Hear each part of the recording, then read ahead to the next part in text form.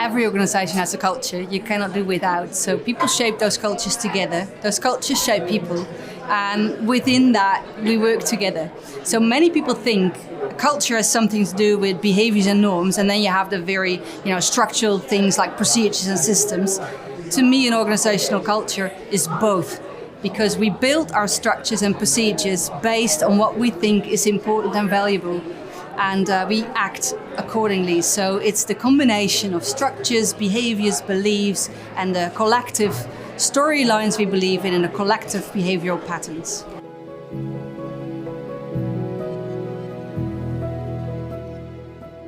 Many times people ask me how they can influence collective behavior through culture, but the funny thing is, collective behavior is culture.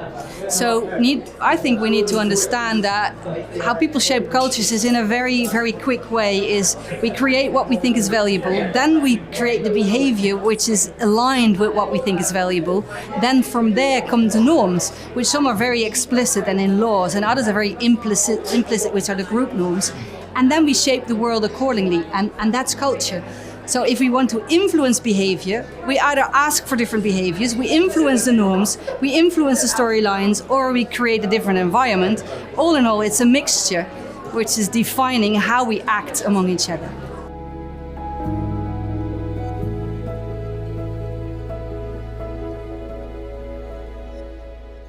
I would advise people to look at the lived culture, not the desired one.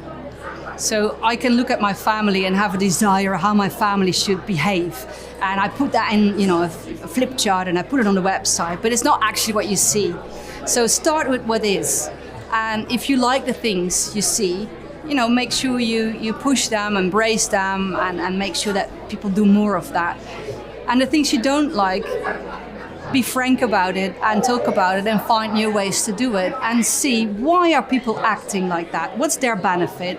And what's their loss, and how can we flip it to a different way of acting together?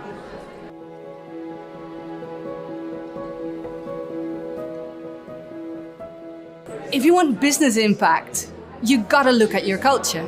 It's same. Because how people collectively behave, the story they believe in, that will drive your organization. So it's not something you do on the side when you've got time. It's not this wissy-wussy stuff, it's the real stuff. So what they need to do is to get the story behind the behavior they need. So if you value entrepreneurship, for example, you make sure that you encourage the behavior which is aligned with entrepreneurship.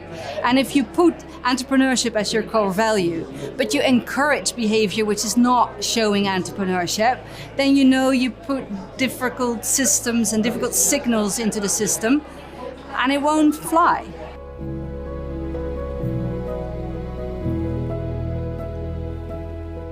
Organizations are not driven by spreadsheets, but by people. And people do very well when they are seen by other people. That's us. So I need to have recognition, of course, for what I do.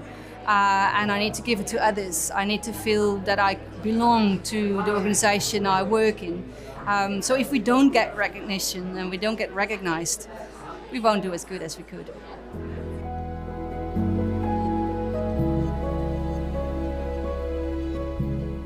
To make work more human, we can think about big things, but break it into very small bits. I think that if everyone would allocate 5 to 10 minutes in their busy schedule to someone, to listen, to just listen, to the worries, to the dreams, not solving anything, just listen.